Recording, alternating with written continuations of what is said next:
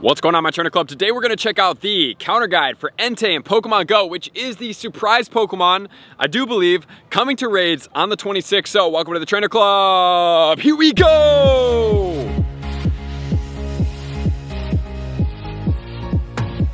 Welcome back, everybody. Let me know in the comments below, are you guys excited about Entei shifting into raids? Because then we have Raikou, we have Suicune, we have a couple days to get after it. I'm very excited. If you guys need raids, my Discord pin comments below or Patreon pin comments below. I don't need to explain, I think you guys know about that. So, with all that said, let's get into everything we need to know. We're going to cover the 100% IVs, we're going to cover the top counters, the weather conditions, and everything you need to know to take down Entei as fast as possible. So what's the timing of Entei in Pokemon Go? Entei is going to be out Tuesday, January 26th at 10 a.m., taking over for Groudon and Kyogre, and then it's going to go all the way until Sunday, January 31st at 10 a.m., which then Raikou is going to start from that point on.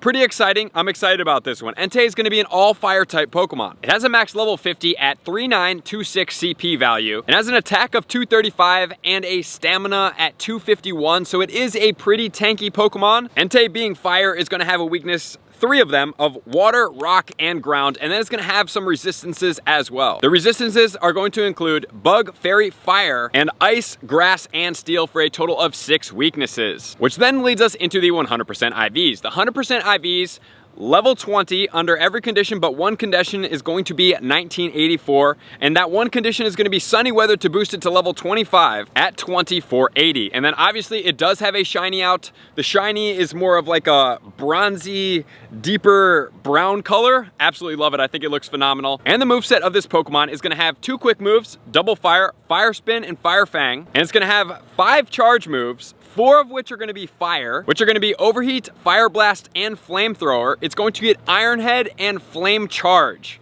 So most of the moves are pretty easy for us to remember right there. And the one move that's going to stand out is going to be the Iron Head, because the rock type Pokemon are going to be weak to steel type moves. So that's definitely going to pose a problem, especially when using some rock type Pokemon that are a little bit more glassy. And then according to Pokebattler, it's going to take 1.93 trainers to take down this Pokemon. So it is doable with strong level 40 trainers, and then using megas and weather boosts, it's definitely gonna be able to get taken down. Which then is gonna lead us into the counters, starting with the shadow counters included. So number 1, we have Mega Blastoise.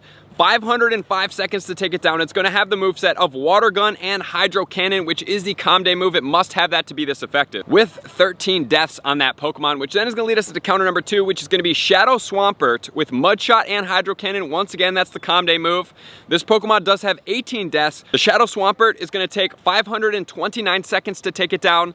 So the Mega Blastoise, being in that it's a Mega Pokemon, is beating out the Shadow forms, and it's also going to give the entire party a boost, so it's going to make your parties stronger.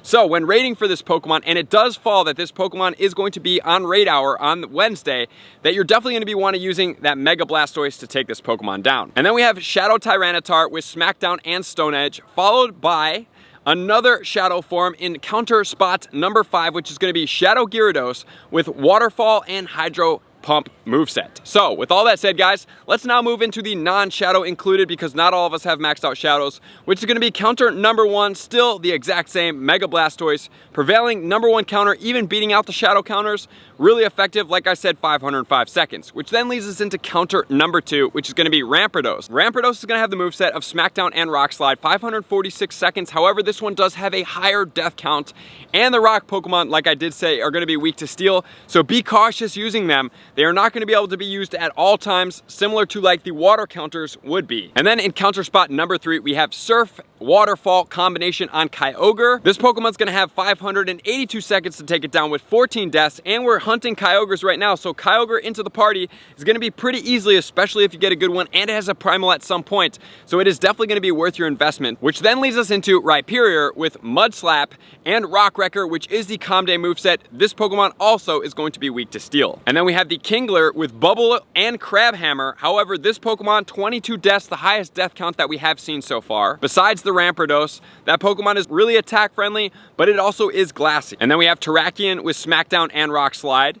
The one good thing about the Terrakion as well as the Rampardos, they both get the Rock Slide moveset, so it gets off faster because they're not quite as tanky. Something like the Tyranitar in the Shadow form and the non-Shadow form is going to get Stone Edge, so it's going to be a 1-bar charge. It's going to take a little bit longer. And next we have Swampert with Water Gun and Hydro Cannon non-Shadow form, and then we have Garchomp with the Mud Shot and the Earthquake combination. That Pokemon is a beast, absolutely love it. And then we have Feraligatr with Water Gun and Hydro Cannon moveset, Calm Day move, followed by Landorus with Mud Shot and Earth Power. And then we have Empoleon with Waterfall and Hydro Cannon, Calm Day move, followed by Palkia with Dragon Tail and Hydro Pump. And then we have Gyarados with Waterfall and Hydro Pump as well, followed by Crodont with the Waterfall and the Crab Hammer combination. And then we have Tyranitar with Smackdown and Stone Edge. That's the 1-bar charge, a little bit less efficient. And then we finally have Groudon with the Mud Shot and the Earthquake combination. So with all that said, guys, those are the top counters. If you do want to pause here, check out any of the other ones. You can go down the list. We're getting much lower on the time to win, and it's going to be more efficient for you to use the upper ones. And plus,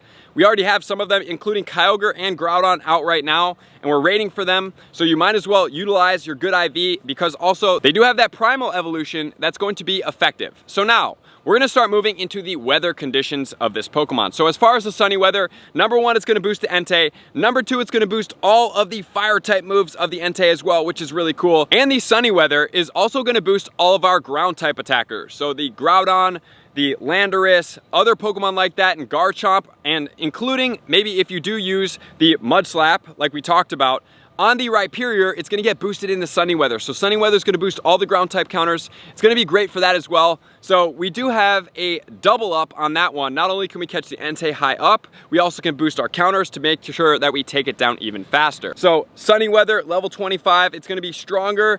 None of the Pokemon are gonna be weak to these movesets, so we're pretty good on that regard. Then moving into Partly Cloudy. Partly Cloudy is going to be great for all of the rock type attackers. Taking up a lot of the top spots in here, Partly Cloudy is going to boost all of them, so we're going to be able to take down this Entei faster. 2 trainers is going to be even easier during that time frame, which then is leading us into the cloudy weather. Cloudy weather is going to have no effect, but the rainy weather is going to have effect. It is going to boost all of our water type counters, including the Mega Blastoise. So rainy weather is going to absolutely demolish this Entei. Best weather condition to fight against it, even though you don't get to catch it at level 25, which then is going to move us into snowy weather. So if you are having snowy weather, I'm sorry for you. Number 2, it's going to boost the Iron Head combination. So using rock type Pokemon in the snowy weather when it does have Iron Head is a no-go. The foggy weather is going to have no effect on this Pokemon, and the windy weather is also going to have no effect. So guys, what's the ideal parties to set up with? Honestly, Mega Blastoise, number 1 counter. Number 2, I would probably use a water counter or 2, and then go into the rock counters after that. But if you want to use 2 parties, what it's going to be, Mega Blastoise in counter spot number 1, then I would have an all water type counter party afterwards. That's going to hold down for every single moveset, including the Steel type moveset.